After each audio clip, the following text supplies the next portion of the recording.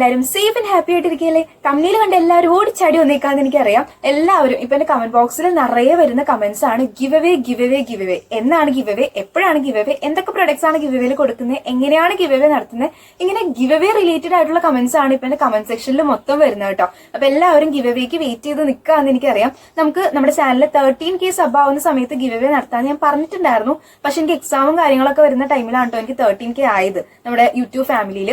അപ്പോ എനിക്ക് എങ്ങനെ ഗിവ് അവേ നടത്തണം, എന്തൊക്കെ പ്രൊഡക്ട്സ് കൊടുക്കണം എന്നുള്ള കാര്യത്തിൽ ഞാൻ ഒന്നും പ്ലാൻ ചെയ്തിട്ടുണ്ടായില്ല കേട്ടോ. അതാണ് ഇത്രയും ലേറ്റ് ആയി പോയത്. ഇനി എന്തായാലും നമുക്ക് new year special give away എന്ന് പറഞ്ഞിട്ട് ഇപ്പൊ ഒരു ഗിവ് അവേ അങ്ങോട്ട് നടത്താം കേട്ടോ.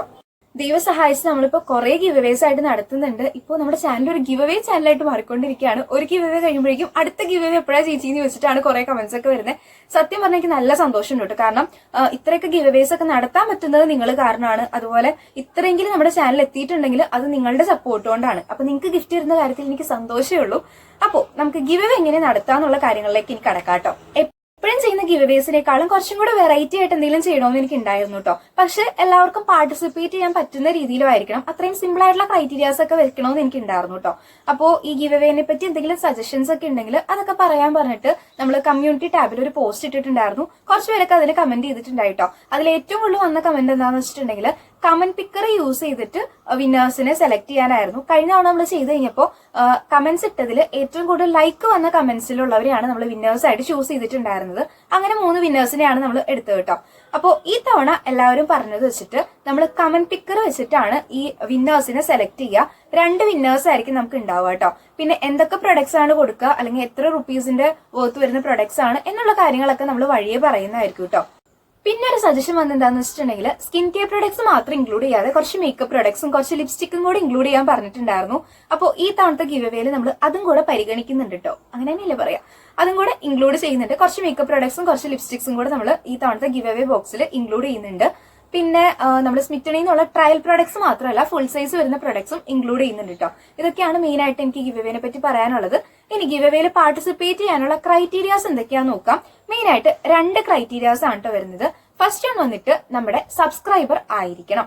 നമ്മുടെ യൂട്യൂബ് ഫാമിലിയിലുള്ളവർക്കാണ് ഈ തവണത്തെ ഗിവ് അവേയിൽ പാർട്ടിസിപ്പേറ്റ് ചെയ്യാനുള്ള ചാൻസ് കൊടുക്കുന്നത് കേട്ടോ. വലിയ പണിയൊന്നുമില്ലല്ലോ, ജസ്റ്റ് സബ്സ്ക്രൈബ് ബട്ടൺ ഒന്ന് ക്ലിക്ക് ചെയ്താൽ മതി. അതാണ് നമ്മുടെ ഫസ്റ്റത്തെ ക്രൈറ്റീരിയ വന്നിട്ട്.